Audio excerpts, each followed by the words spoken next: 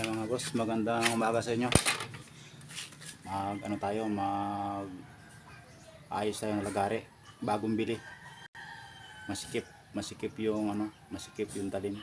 Pabaguhin natin. Pating bis.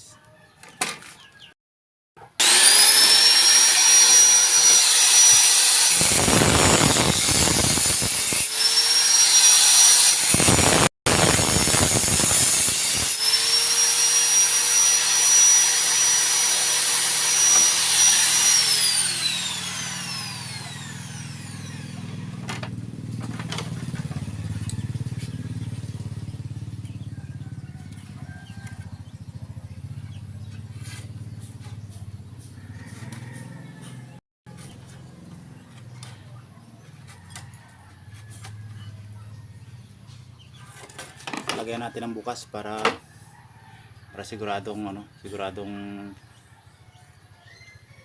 maganda yung talim niya. Ito cutting disc lang ang gamit ko mga boss. Kaysa dynamo ganun. Mas matipid yung cutting disc na gamit natin. Taliman lang natin yung ito. Kailangan taliman natin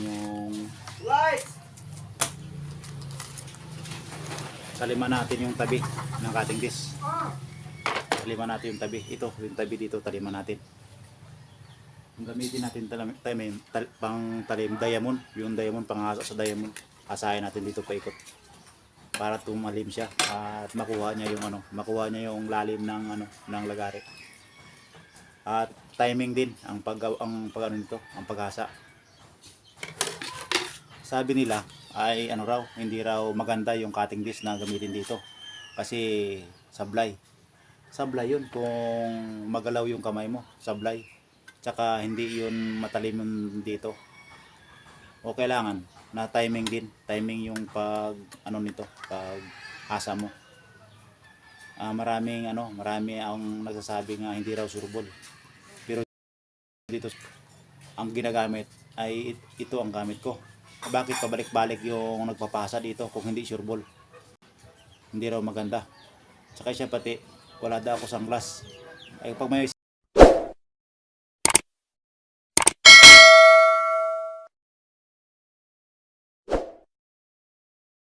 masyado kasi medyo malabo-labo yung mata ko. Yung kung maliwanag, hindi pa ako pwedeng bumili ng sunglass na pang para dito kasi kaya pa naman ang mata ko. Nalayo ko lang yung magkasa ng lagari. Siyempre ikaw na rin bahala maglayo ng mata mo diyan. Kung gusto mo matuto na ikaw ay magasa ng lagari na cutting disc ang gamit. Marami. Cutting disc na lang. Sanayin niyo na yung cutting disc, tapos diskartihan nyo na lang kung paano. Kailangan sanayin nyo talaga para matuto kayo. Pero kung hindi nyo sinanay, hindi nyo mamasterin to ang cutting disc, tapos gamit ang grinder, ay wala talaga, hindi talaga kayo matuto. Sabi sa akin sablay. Ang tanong, bakit nagpapahasa pa sila dito sa akin? Halos sa akin na lahat, ang buong San Agustin pupunta rito sa akin para magpahasa lang. Matalas kasi ang cutting disc kaysa doon sa dynamo na ganon. Hindi matalas yung lagari. Kung gusto mong matalas talaga, kikilan mo na lang. Yung matalas talaga yun, kaso lang magastos sa kikil. Pero ang kagandahan dito, ang gamit, ito talaga. Mas dabis ako dito. Basta nasa timing lang yung gamit mo. Huwag nyo nang questionin yung ginagawa ko kasi ito na master ko na. Kung gusto nyo na lang, sanayin nyo, masterin nyo para maramdaman nyo yung naramdaman ko na nasaya sa ginagawa ko. Kasi mas mabilis ito kaysa doon sa sa kikil, saka doon sa ganon yung ganon sa dynamo. Ako sa dynamo kasi purol ang halakari.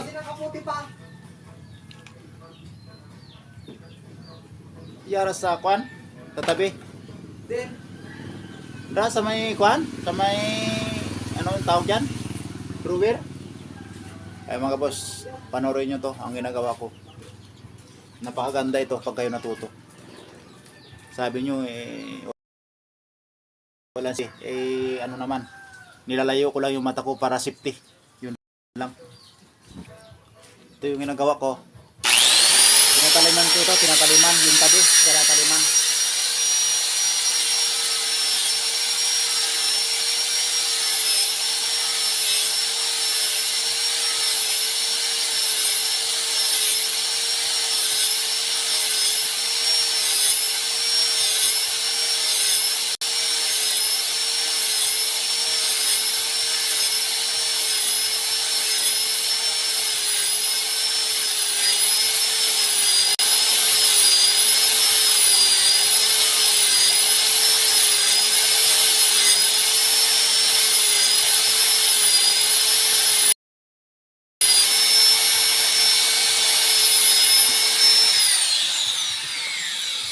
Yan o, matalim na.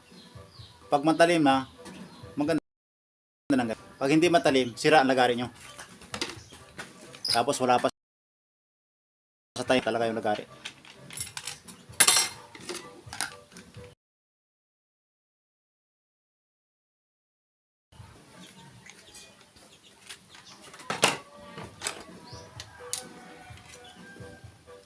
Ito, bukasan pa natin para magandang gamitin pag may bukas.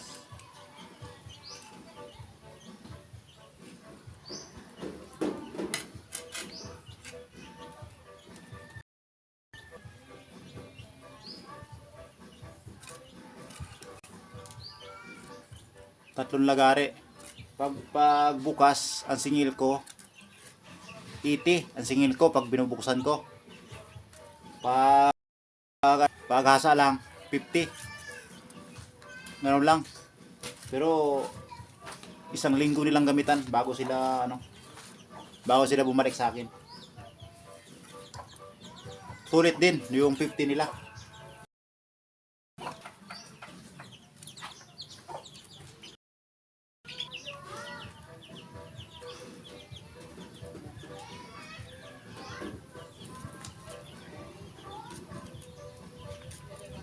Ito ba? May 30 piraso nga di 8, no? Oh. Tapos 5 kilos na tying wire. Ano nga nang about to? Stargin. Yeah. Yara sa ako yun, Stargin. Stargin.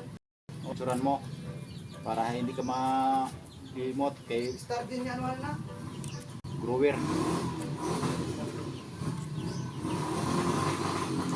Nang sako na duyaw mo na. Ulo ka nila. Kaya ano ba? Ulo inyo? Nang pangalan niya Stargin.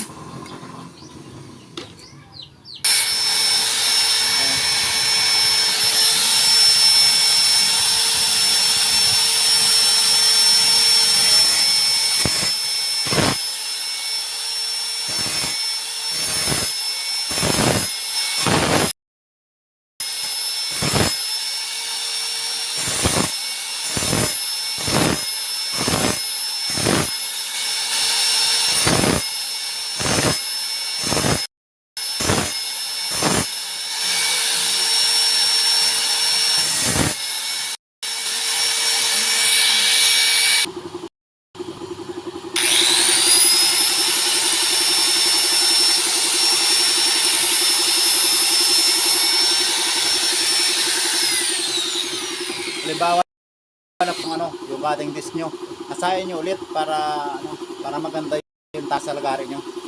Ganun lang. Pag nakita nyo yung purol na ito, hasa na naman.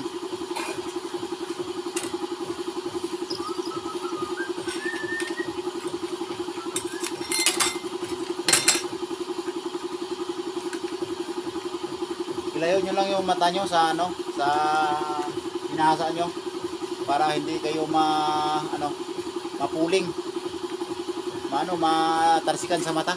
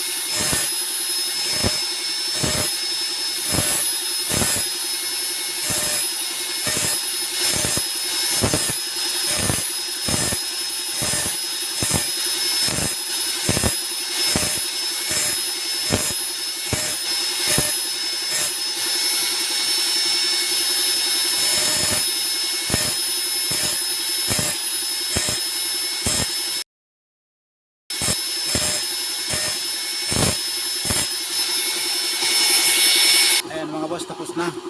Ayan. Ayan yung pag-asa ko. Ayan o.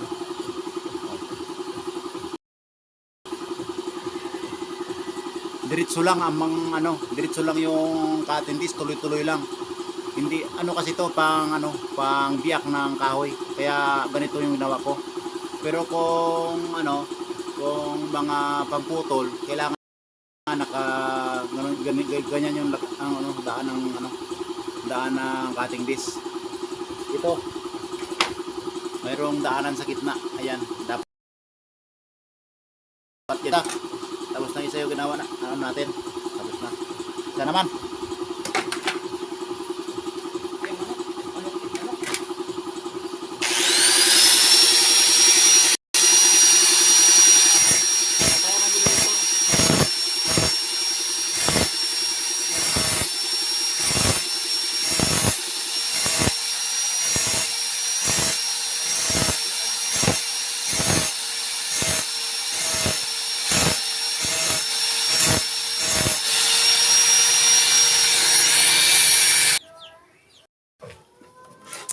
Ayan o.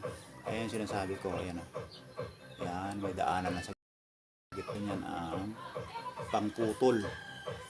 Pero kung pambiak ang pagkikil, diretso lang kikil, sunod-sunod siya. Sunod-sunod, diretso lang. Pagpareho ang taas. Ayan, ito, pangbiak ito ng kahoy. Ito naman yung pamputol ng kahoy. Yung may gatla sa gitna.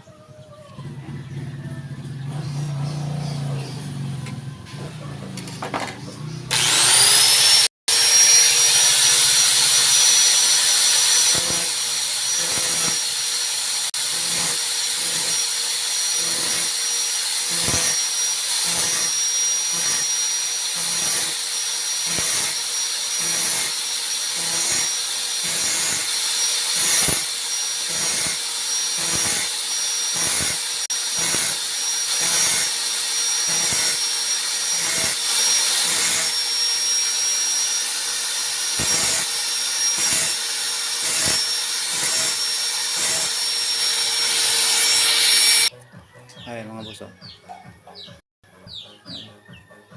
Oh, tuwid yan, tuwid. Ayan, oh. Pantay na pantay. Oh, ayan. Oh, dikit ko pa sa inyo. Ayan. Oh.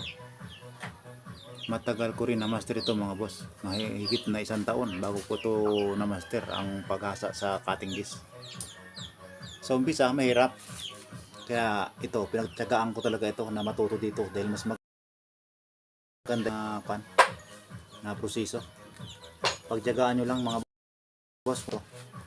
Pero kung hindi naman, ay huwag na kayo magtiyaga. Baka tamaan pa kayo. Ayan. Isa na. Ito mayroon pang isa. Isa na lang yung kaya natin.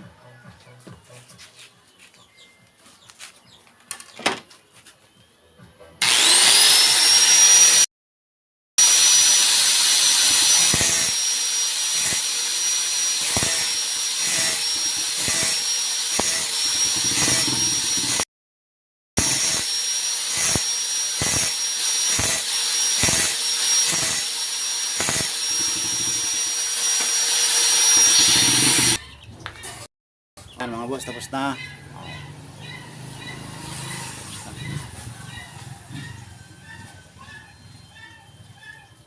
Ayan, tuwid na. O ganun lang mga boss ang paghasa ng lagari.